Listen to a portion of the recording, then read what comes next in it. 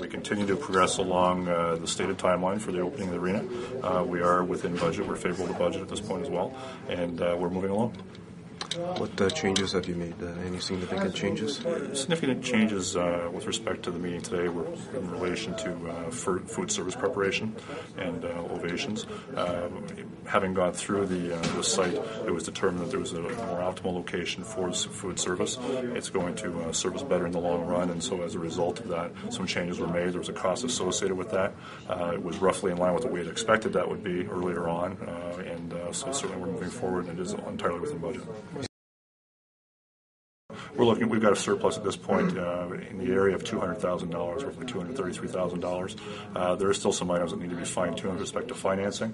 Certainly we anticipate that with respect to interest rates going forward, there's some talk of rates increasing, so we've been quite conservative actually with respect to our financing costs.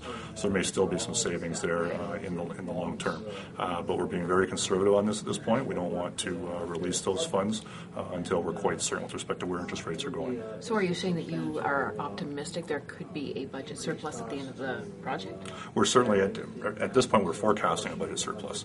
And so certainly our goal is to bring this project in on budget. Certainly we would hope that it would be somewhat favorable to that, but certainly the goal of bringing it on budget appears to be very much on target. Now, McHugh Street might not be ready in time? McHugh Street will be ready from the access point from Lowe's on.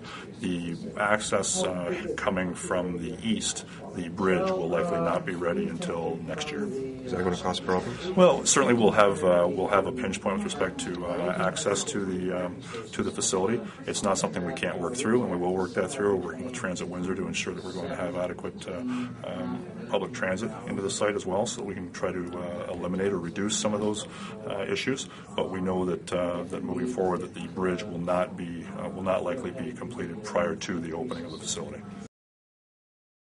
The community portion will be open in September, and then the main bowl will not open until the end of the year, which was the original time frame for opening the entire facility, was the end of the year.